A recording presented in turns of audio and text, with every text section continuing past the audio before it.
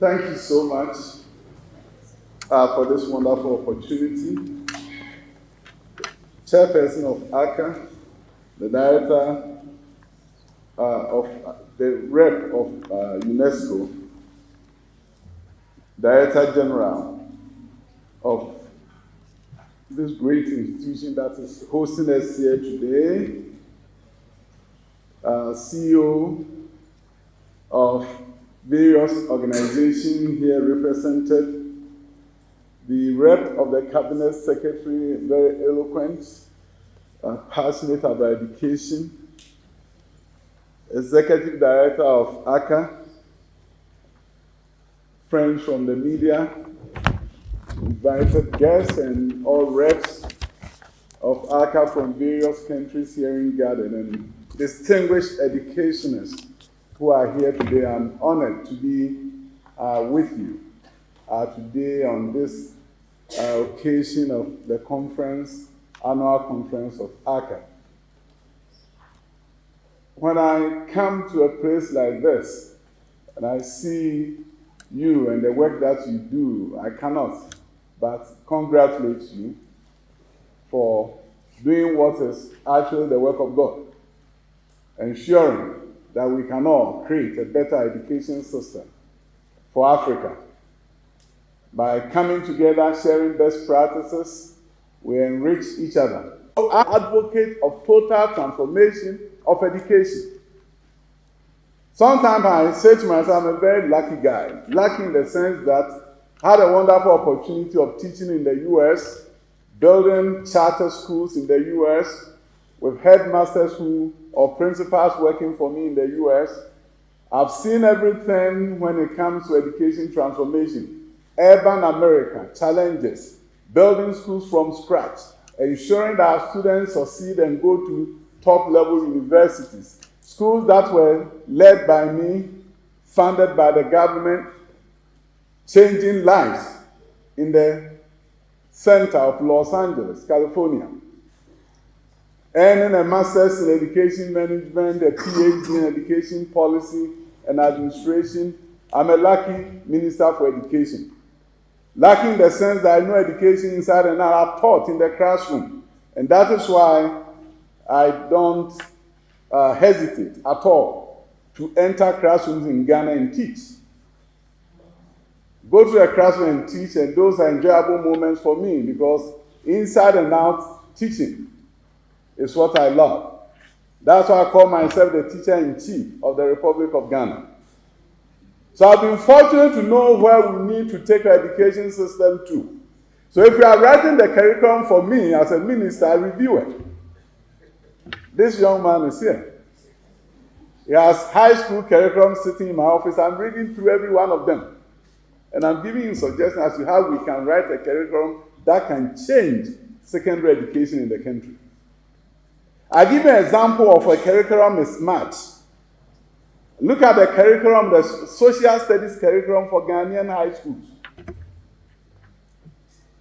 Junior high and high school, senior high. So I became a minister, I took a look at it and I said to myself, students are doing well on the social studies exams, no doubt. The curriculum was written so well.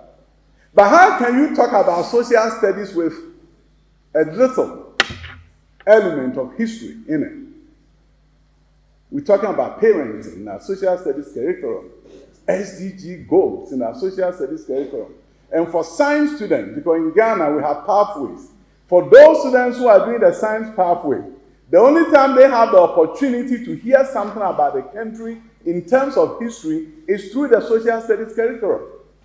But we gave a framework, we gave a blueprint to the curriculum developers. They developed the curriculum so well. But it also meant that Ghanaian children who are doing science don't know much about their country because the curriculum is anemic when it comes to history. It doesn't mean the curriculum developers did not do their work. They took the vision of the political leaders and said, sometimes a committee of university professors who come together and say, this is your social studies framework. They run with it. They write a curriculum, but it's a curriculum to nowhere. Because you can pass the social studies exams in Ghana, and they do very well. But after they finish the social studies curriculum and move into the university, become medical doctors and engineers, they know nothing about what brought about the nation Ghana. So I want you to begin to look at what you are writing and begin to see, is this going to transform the fortunes of our country?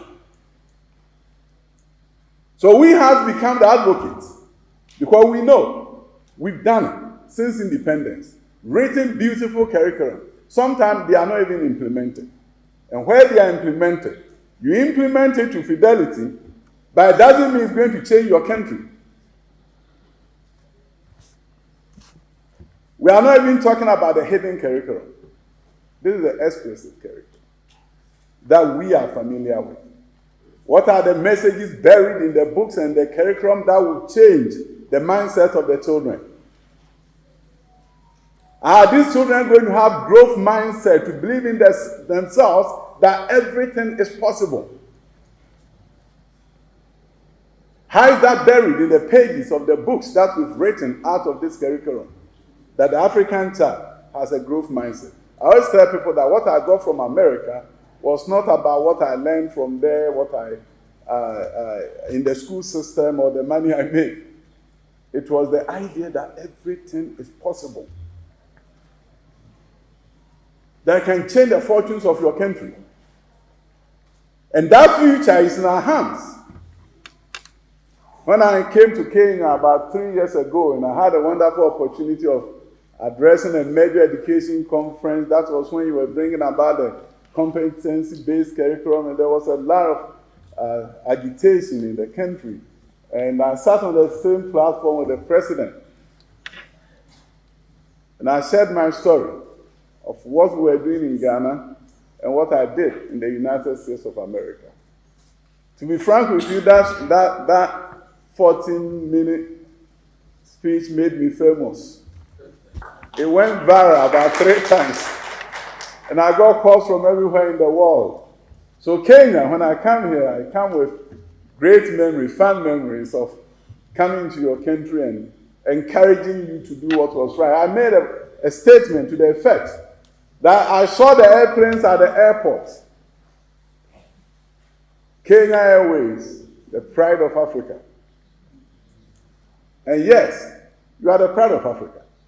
But I also said then that 10 to 20 years from now, I'll even be more proud of you. You'll be more of a pride of Africa if your children will be the ones assembling the planes or building those aircraft that you are flying. That is when you can truly become the pride of Africa. Passing through your airport, and I was asking myself, all these escalators, when are we going to get our children to be the ones building them, designing them? That is when we truly become the pride of Africa. So I believe that the vision that we can create as educationists of where we want to take our education system to, based on where we want to take our nations to, is what is going to inform an effective curriculum writing, which, when written and implemented, would then transform the fortunes of our country. We cannot continue to be labeled as a continent of poverty. I was looking at the data that was shared by Bill Gates, talking about people in extreme poverty. Extreme poverty. A few years back, Africa's proportion of those in extreme poverty in the world was about 25%. Then came the transformation in China and other Asian countries. And they ran away from the extreme poverty bracket and left Africa there. So if you look at the pie graph then, and the pie graph now, the pie graph then, Africa's share was about 25%. But when they left us there, we are about 90% of that pie graph with the people in extreme poverty. An education system that does not transform our economic fortunes does not and should not be described as an education system. So the curriculum writing, that is just a mismatch. You are writing the curriculum, but what you are writing about is not going to change our continent. Then we are in trouble. What are the African classics? What are the books that every African child should read before they graduate from high school? AU, we need leadership. I know your rep is here. What are the African classics? In Ghana, I decided as a minister for education that every child, by the time they get to primary 6, should read the story of Kofi Annan, a Ghanaian who became the Secretary General of the United Nations. So I wanted the children to understand that if this man growing up in Ghana as a young man could become the leader of the world, you, a Ghanaian child, anywhere you find yourself, you can also be a leader. So the books have been published, and the President of the Republic, as you can see from there, read it. One of them with the children of Ghana. So every Ghanaian child is going to. This is where the hidden curriculum comes. This is where you are empowering the children. Yes, they are reading, improving literacy, improving comprehension, but your whole focus is the messages that they are taking from reading of that book. It's more important than the comprehension skills that they are gaining.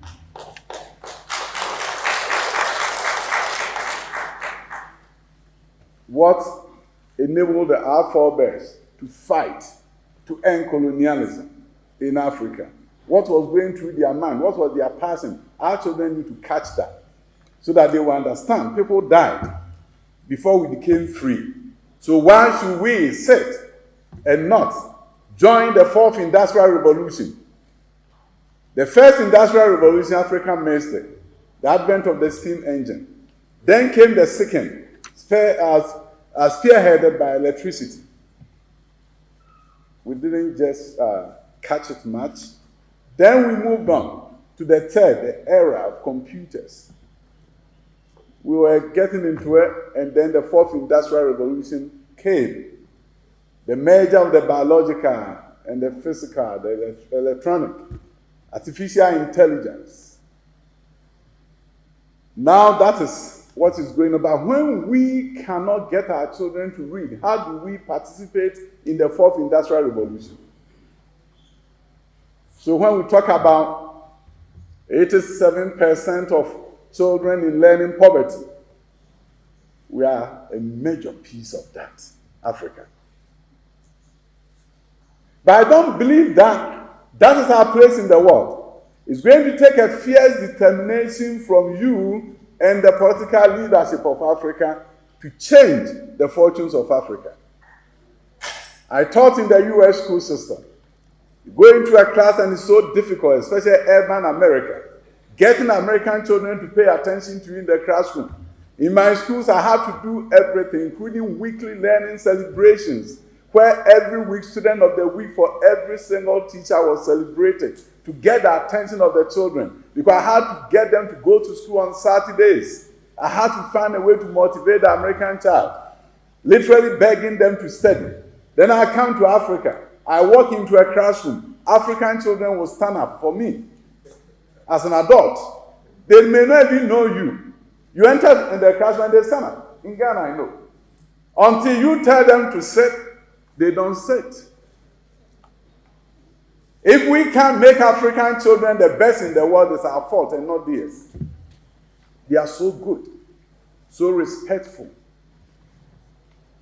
But instead of empowering them, most of the time we go ahead to tame them further by telling them we are the adults, we are in charge. We keep quiet, write everything that we write, we give you on the board, and during the examination, tell us exactly what we told you. As I recently said at the United Nations, we've tamed the African child. How do we write curriculum that remove those shackles and get the African child to aspire, express his or her opinion in a respectful African way, and enliven the classroom discussions, and develop a growth mindset, a mindset that says everything is possible? I believe the better days of Africa is ahead of us and not behind us. But it's calling upon all of us to begin to challenge the status quo. Let us be agents of change. Let's challenge the status quo and begin to look at how do we create critical thinkers. Whether we are using the new Bloom's taxonomy, which says the highest level of learning is creation, or we are using the wealth depth of knowledge. Let us move away from the time when we talk about what are the causes of pollution, the effects of pollution, to a place where we say, create a city without pollution, which will mean that the students will have to work in group, collaborating. It means they have to present their results at the end, communication. It means they will have to be critical thinkers and they will be creative. So we have your 4 C's done. That is the kind of classroom we need to create for us to break loose of this poverty tag. In Ghana, in 2015, only 2% of our primary 2 students could read. Difficult task. But I want to show you an image here of a girls' school in Ghana and what they are doing.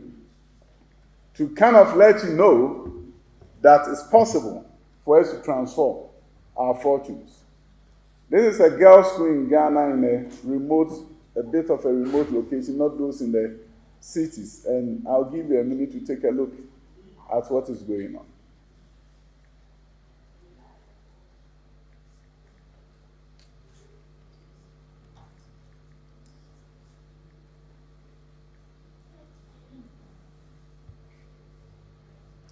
I guess it's more than a minute.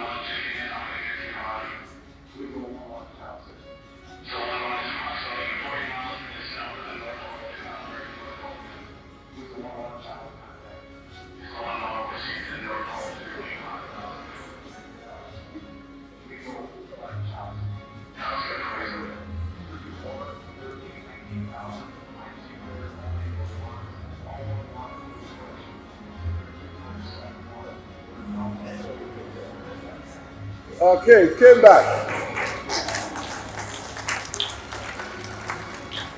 This is a drone developed by young women, and they are doing so well. Now they are going beyond this. This came out of a club. But this next academic year, we're developing 12 schools focusing on aviation and aerospace in Ghana. We believe that the African child has the capacity to do everything if we will set a goal for them. But because we want to do this now, NACA, our organization in Ghana, is now developing the curriculum. But they are developing a curriculum for our aspiration, where we want to go as a nation. So that's why I said invariably, your work, you are the architect. If I don't show you the building that I want to build, and a mansion that I want to build, you may not be able to develop the blueprint of a mansion for me. So I challenge my colleague politicians to begin to dream big, so that the curriculum developers will also develop curriculum that will lead to the transformation of Africa. I'm so fortunate in Ghana, as I'm sure my colleagues are here in Kenya, where the presidents are focused on education. The president of Ghana, when he assumed office in 2017, decided to implement free secondary education.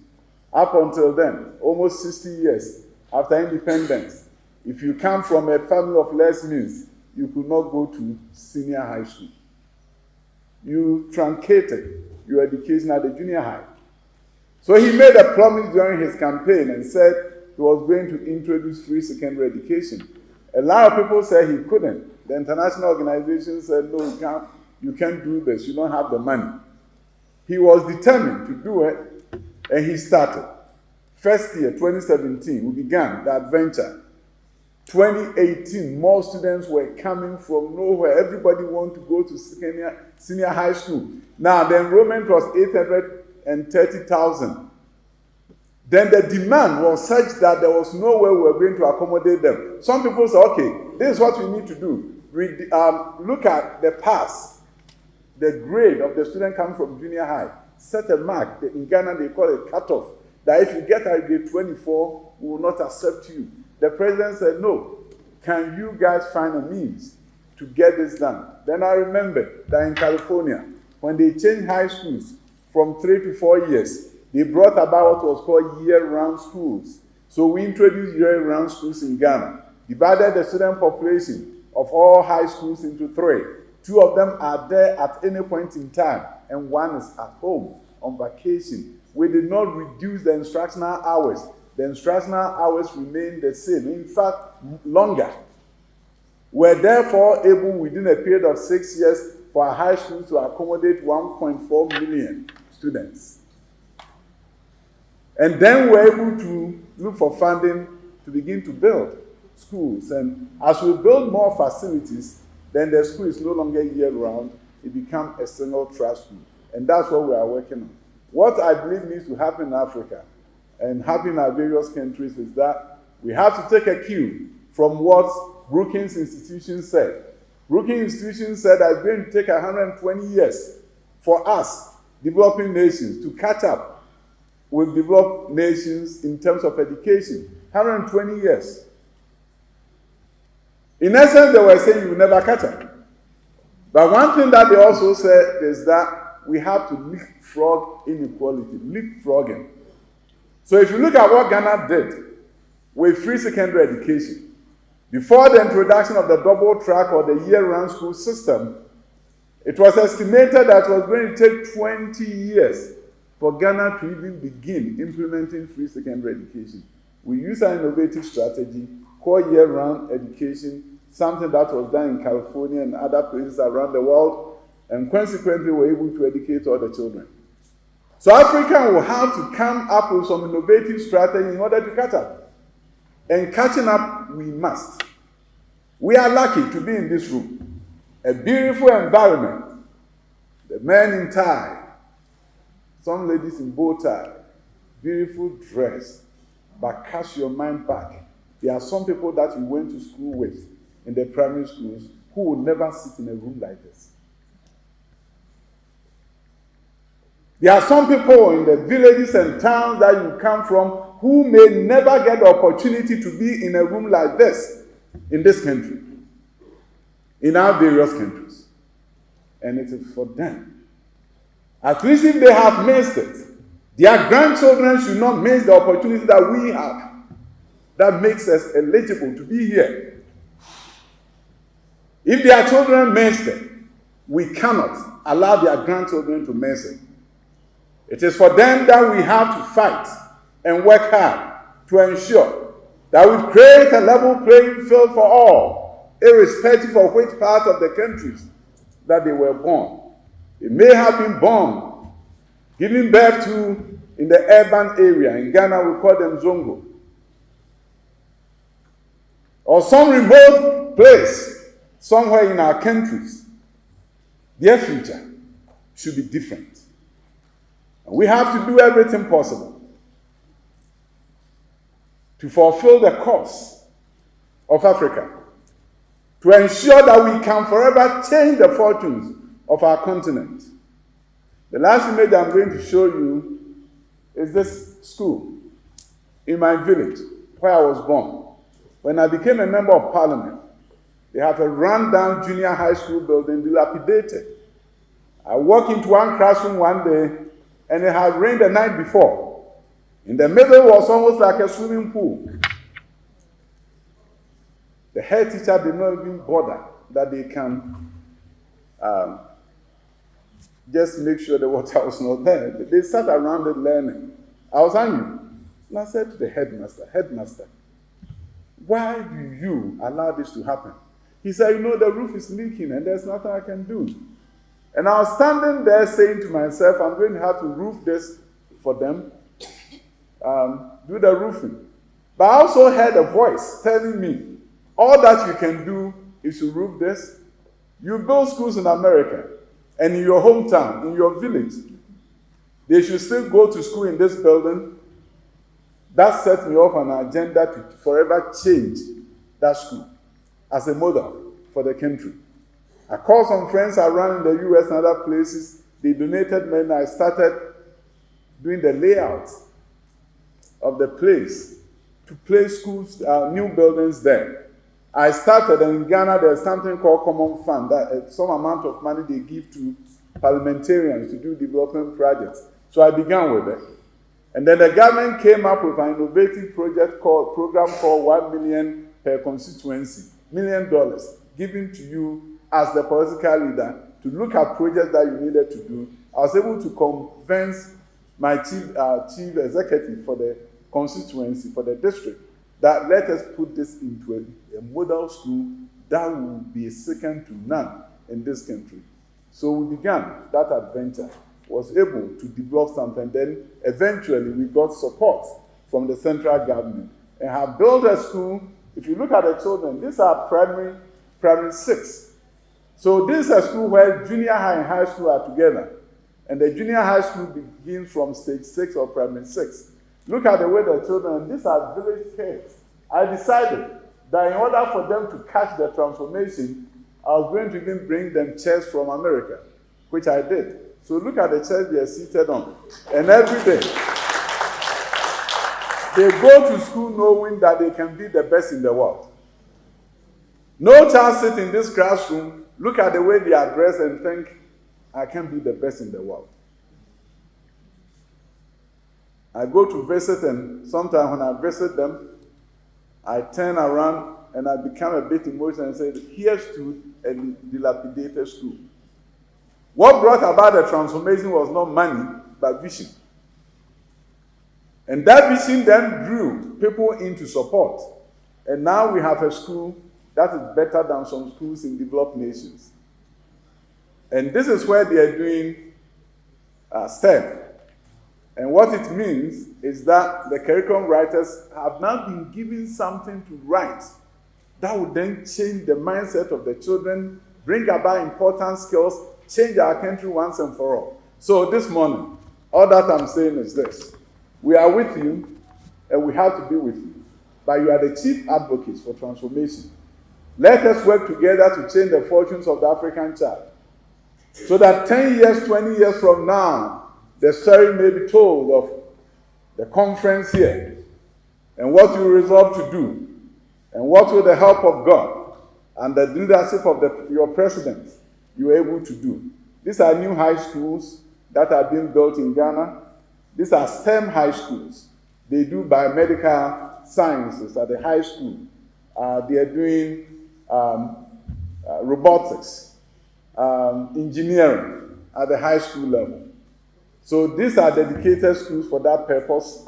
And it's a boarding school. The children come from all over the country. There are about 10 of them. They come from all over the country and they come to school here.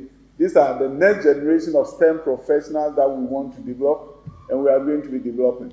All of us are doing great things in our countries, and coming together is an opportunity to share our best practices. And I hope you'll be inspired to understand that change is possible, and Africa can change its fortunes so that we don't become the poster child for poverty. That when we are giving an example of where there's poverty, it's going to be Africa. Africa will break loose of this, but we're going to have to fully determine that it's possible for us to transform our fortunes. Nobody can help us better than ourselves. Let us be fiercely determined that our continent will find its place in the Committee of Nations and begin to show the world that in the same way other countries have changed their fortunes, we too can change our fortunes. I have young women here who are doing innovative things, and I believe that we can all do some big things for our continent.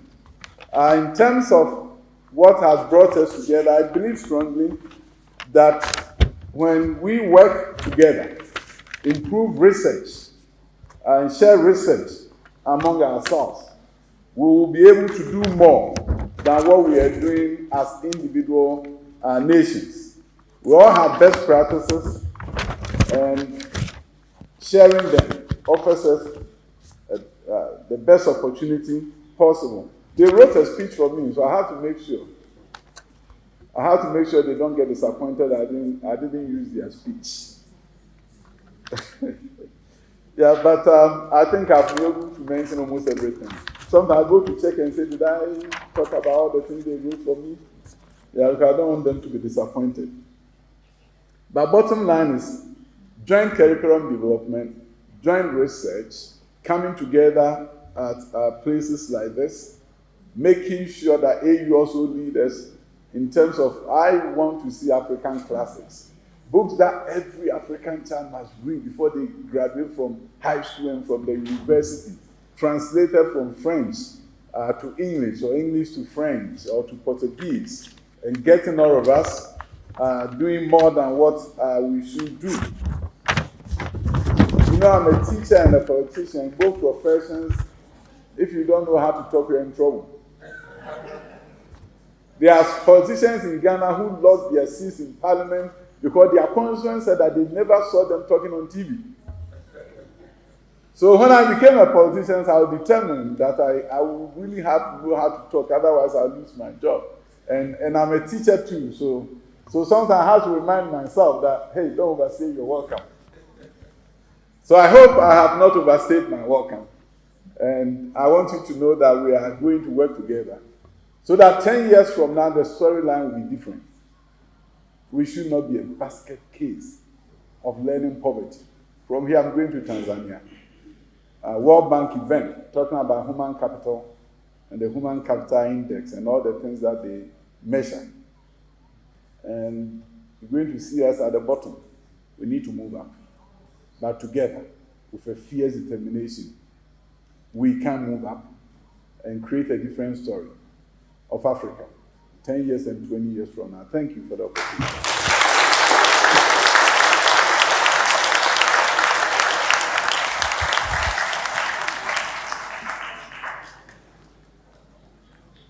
Wow.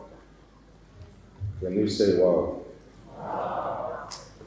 In bad English, can you say wow, wow, wow, wowest?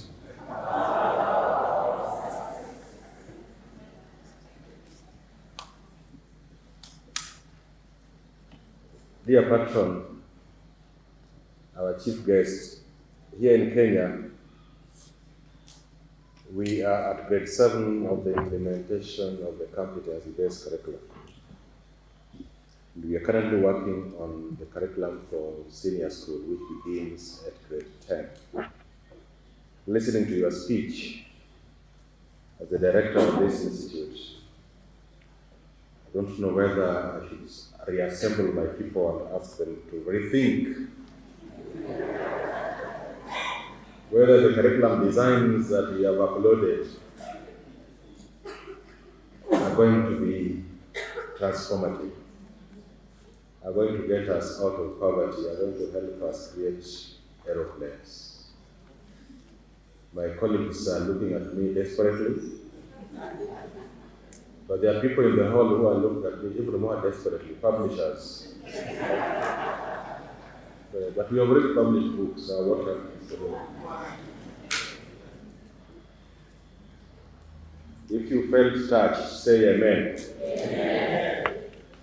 Yeah, powerful keynote address. I think we wouldn't have got a better one to give us the impetus for the discussions in this conference. And staying faithful to our theme of connection between curriculum, cognition, and context, I think this is really stimulating. Ladies and gentlemen, in Kenya, and there are many Kenyans in the room, after this kind of speech, the only appreciation that I know that will be befitting is the Nyayo clap. Can we give 3 loud Nyayo claps? And the claps were, Honorable Minister, Nyayo was a philosophy of the second president of the Republic of Kenya, Mzee Daniel Toroitich Arap Moi. And a very simple philosophy, but very cognizant of developmental issues. Is love, peace, and unity.